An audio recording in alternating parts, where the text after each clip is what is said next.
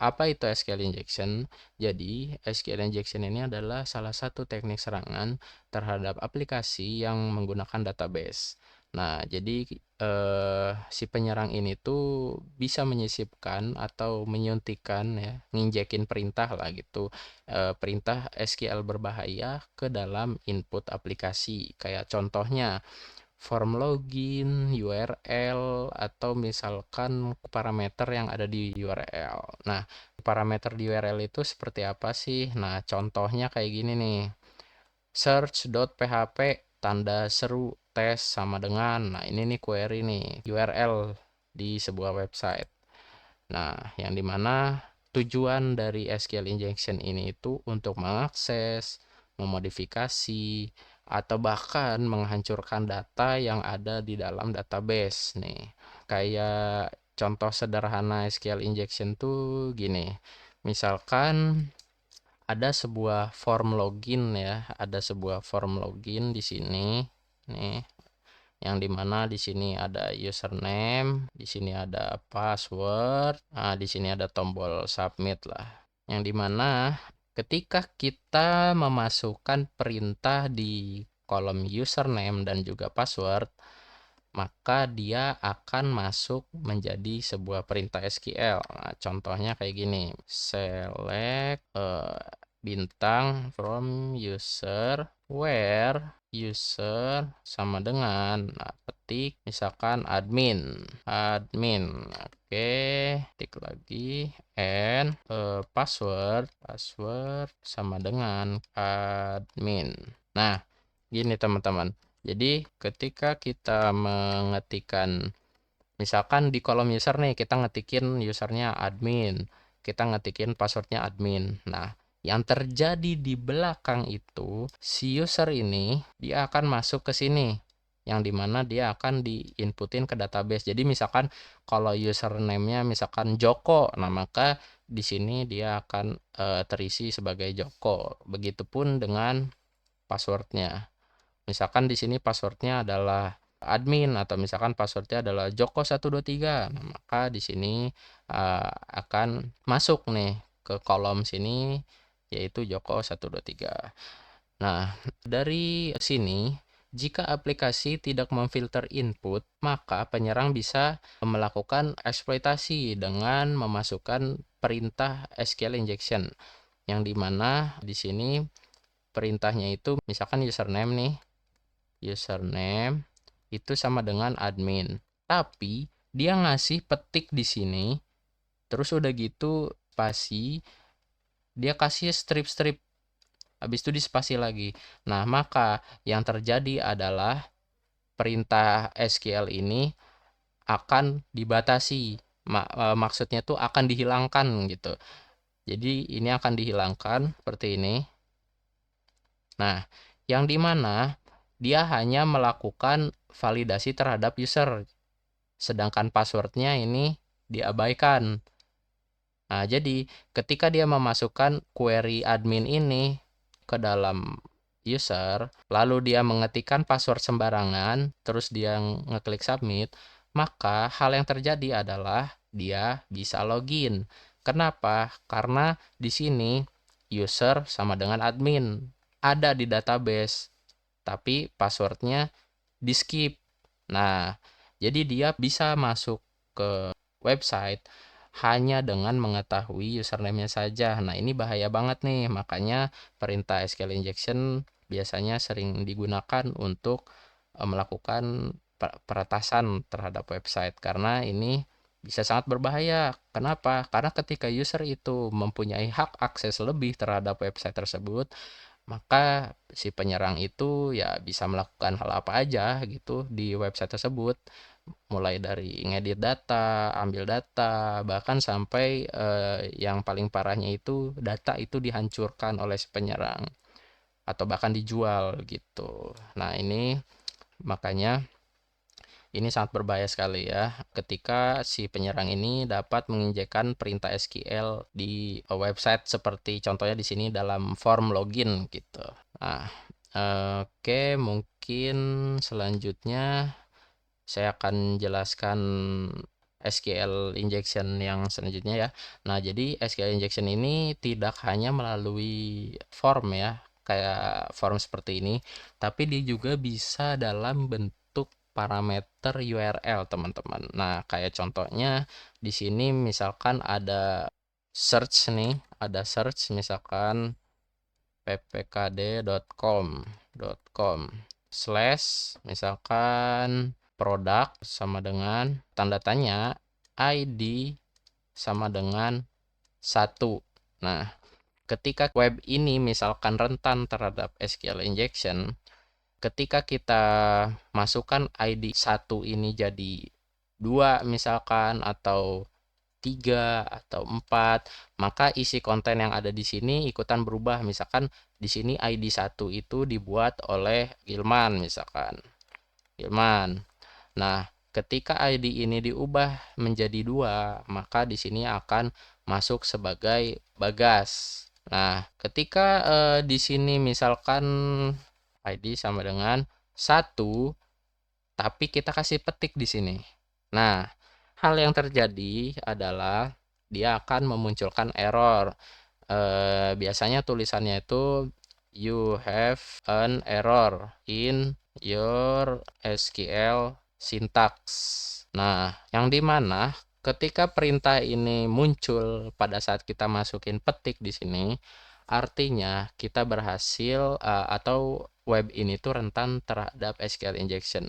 Karena kalau kita masuk ke yang sebelumnya, nah di sini kan ada perintah select bintang from user, where user sama dengan admin. Nah, yang dimana ketika kita masukin petik, maka sisanya itu si petik ini tuh akan terbaca sebagai perintah SQL. Makanya dia si web tersebut mereturn atau mengembalikan pesan error dari SQL syntax gitu. Nah, ketika kita sudah mendapatkan ini, berarti ini adalah sebuah indikasi dari website tersebut itu rentan terhadap SQL injection. Nah, maka dari itu ketika kita ingin melakukan eksploitasi menggunakan SQL injection pada parameter atau header seperti ini, itu kita bisa melakukan menggunakan teknik union select. Biasanya tuh di sini tuh union select. Jadi union select itu sebenarnya mirip-mirip lah seperti ini, cuman dia lebih mengarahkan misalkan kita ingin select dari 1, 2, 3, 4, 5. Nah, maka yang akan muncul adalah data dari 1 sampai 5 yang kita deklarasiin tersebut gitu.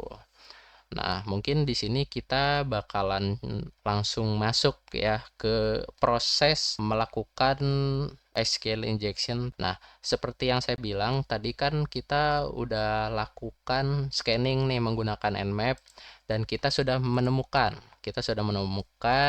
error nih di web yang kita jadikan target ya. Nah, yang dimana di sini kita bisa coba untuk tes nih. Saya akan menggunakan hackbar ya dari CyberFox. Di sini kita langsung masuk aja. Nah, jadi di sini saya akan menggunakan teknik union select. Mungkin kita akan praktek terlebih dahulu ya. Habis itu baru saya akan jelaskan bagaimana proses ini tuh bisa terjadi gitu, teman-teman. Oke, kita akan langsung load URL-nya. Kita coba execute. Oke, bisa.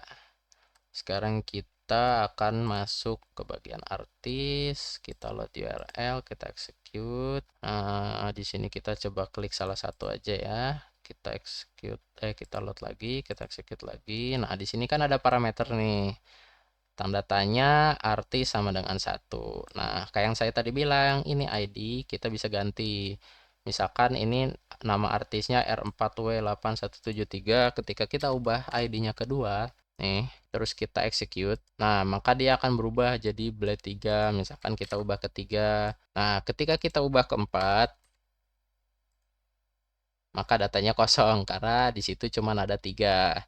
Nah, ini akan kita gunakan nanti pada saat proses SQL injection menggunakan teknik union select. Oke, nah di sini seperti yang saya bilang tadi, ini ketika kita masukkan petik 1 di sini, lalu kita execute. Nah, maka dia akan muncul perintah seperti tadi, you have an error in your SQL syntax. Nah, ini artinya web ini tuh rentan terhadap SQL injection. Nah, lalu bagaimana cara kita melakukan penyerangan terhadap web tersebut? Nah, di sini kita menggunakan Hackbar ya, yang dimana di Hackbar ini sudah disediakan payload-payload SQL injection. Jadi biar kita nih nggak manual banget lah untuk melakukan teknik SQL injection. Meskipun sebenarnya ini masih dalam kategorikan manual ya, karena untuk yang otomatis itu kita bisa menggunakan tools yang namanya SQL Map. Oke, kita akan coba langsung praktekin aja ya. Di sini kita ke bagian Union Base, ke bagian Order By ya, column count Order By. Nah, di sini tuh untuk melihat nih, dia itu ada berapa data di dalamnya gitu. Misalkan ini kan 1 masuk nih ya, 2 dia masuk, 3 dia masuk. Nah, ketika kita masukin 4, nah dia nggak mau nih, error unknown column 4 in order clause. Nah, ini artinya kita nanti akan memasukkan union statement int plus, yang dimana di sini kita masukinnya 3 ya, karena kan kita udah tahu tadi data yang ada di dalamnya itu cuma 3. Kita klik OK. Nah, maka ketika kita execute, oke, sorry. Jadi di belakang 1 ini, setelah kita menambahkan union select ini, kita harus menambahkan tanda minus teman-teman, biar si perintah SQL ini bekerja gitu. Nah, maka di sini akan muncul hasil 2 dan 3.